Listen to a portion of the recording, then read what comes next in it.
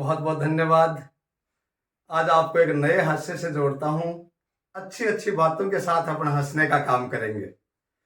एक वो मेरा दोस्त है सूरजभान, पूछने लगा, बोले यार तुझे कोई ऐसा टाइम याद है क्या जब आपको बहुत ज्यादा गर्व हुआ हो?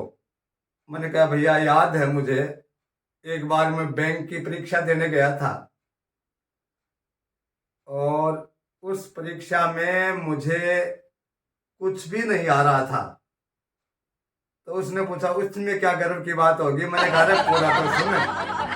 इस बैंक की कंपटीशन परीक्षा में मुझे पेपर में एक भी प्रश्न का उत्तर नहीं आ रहा था। उसके बावजूद भी मेरे शिक्षक सर ने आकर के मेरे पीठ पे हाथ रखा और बोला सीधा बैठ जा, तेरे पीछे वाला तेरी कॉपी में टीप रहा है। बहुत समय पहले की बात है, सरकारी नौकरी लगने से पहले मैं नेपाल चला गया था और वहां पे एक कंपनी में इंटरव्यू देने के लिए गया।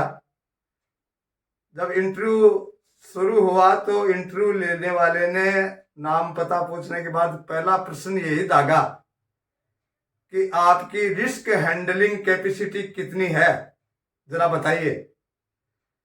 मैंने थोड़ी देर सोच के कहा सर मैं आपको क्या बताऊं, मैंने भगवान से अगले जन्म में भी यही पत्नी मांगी है। सेठ जी बोला सिलेक्टेड सिलेक्टेड। अब ज्ञान की बातों की ओर चलते हैं। एक दिन मैं जयपुर मेट्रो ट्रेन में चल रहा था। एक महिला बैठी थी, पुस्तक पढ़ रही थी। उसके सामने उसका 3-4 साल का बच्चा बैठा था, वो भी पुस्तक पढ़ रहा था। मैंने मैडम को पूछा, मैंने कहा मैडम कमाल है, इस मोबाइल के युग में आपने अपने बेटे को ये पुस्तक हाथ में कैसे दे दी? आजकल के बच्चे तो स्मार्टफोन के बिना मानते ही नहीं हैं। मैडम ने लंबी सी सांस लेकर के कहा सर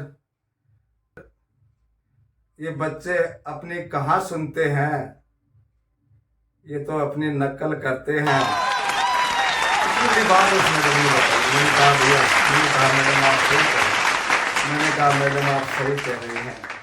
अगर हम सही हो जाएंगे तो हमारी आने वाली संतति भी सही होगी। ये संस्कारों में विचार आया है। बच्चे अपने माँ बाप से ही देख करके सीखते हैं। हम जो क्रियाएं, हम जो कार्य, हम जो आचरण घर में करते हैं, बच्चों के ऊपर उसका सीधा असर पड़ता है और प्रभाव इतना पड़ता है कि बच्चे वैसा ही बनना चाहते हैं।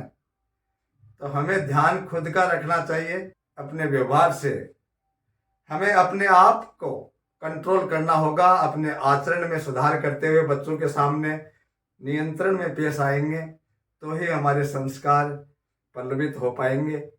हम सिर्फ बच्चों में दोष निकालें ये कोई बहुत बड़ी बात नहीं है। बच्चे बहुत अच्छी बात करते हैं, मिलकर के बच्चे हैं, लेकिन वो सीख कहाँ से रहे हैं? 6 साल तक वो घर के वातावरण से सीखते हैं और कोई उनको सिखाने वाला नहीं आता है और वो वही सीखेंगे जो आप घर में कर रहे हैं। तो इस बात का ध्यान रखें। वैसा औलाद गलत नहीं होती है, औलाद वैसी होती है जैसे उसके माँ बाप होते हैं।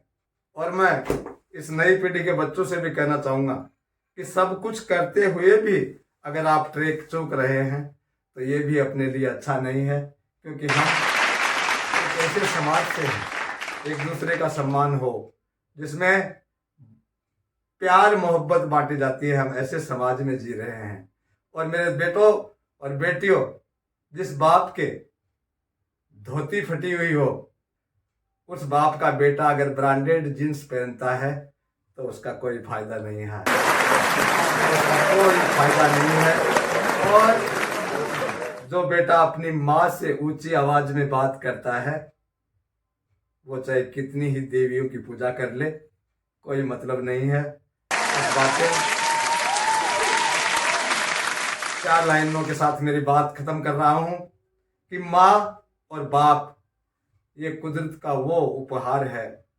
उनके जाने के बाद पता चलता है पिता का साया जब उठता है तो कितना उगाड़ हो जाता है जीवन में। इसकी कल्पना जिनके पिताजी जिंदा है वो लोग नहीं कर सकते। और माँ की तो महिमा ही अलग है। 4 लाइनों से माँ की महिमा के साथ इस वीडियो को पूरा करूंगा।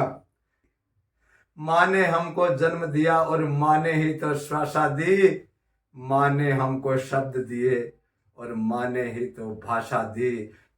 माँ पर लिख लिख कर कवियों ने, माँ पर लिख लिख कर कवियों ने मन को सिर्फ दिलासा दी, नहीं समाती माँ शब्दों में चाहे कितनी ही परिभाषा दी। अन्य वीडियो से भिन्न जरूर है, लेकिन समय समय पर आपको हास्य के साथ साथ इस तरह की बातें भी, एक धर्म होता है कवि का कि समाज सुधार की बातें भी चलती रहें उसके वीडियो में या उसके मंचों पर, तो ये सार्थक हो जाएगा उसका बोलना, उसका लिखना। बहुत बहुत धन्यवाद। जुड़े रहिए और आनंद कीजिए। इसी तरह से चलता रहेगा। फागुन का महीना आने वाला है। आपकी बस्ती में अगर आपके जी में भी आ जाए कभी फागुनिया कराने की या हाथ से कभी सम्मेलन करवाने की, तो आपका कवि पवन पर्स आप जैसी कहोगे वैसी टीम के साथ तैयार रहेगा। आपके आदेश और हुक्म के इंतजार में। बहुत बहुत धन्यवाद। बहुत बहुत नमस्कार।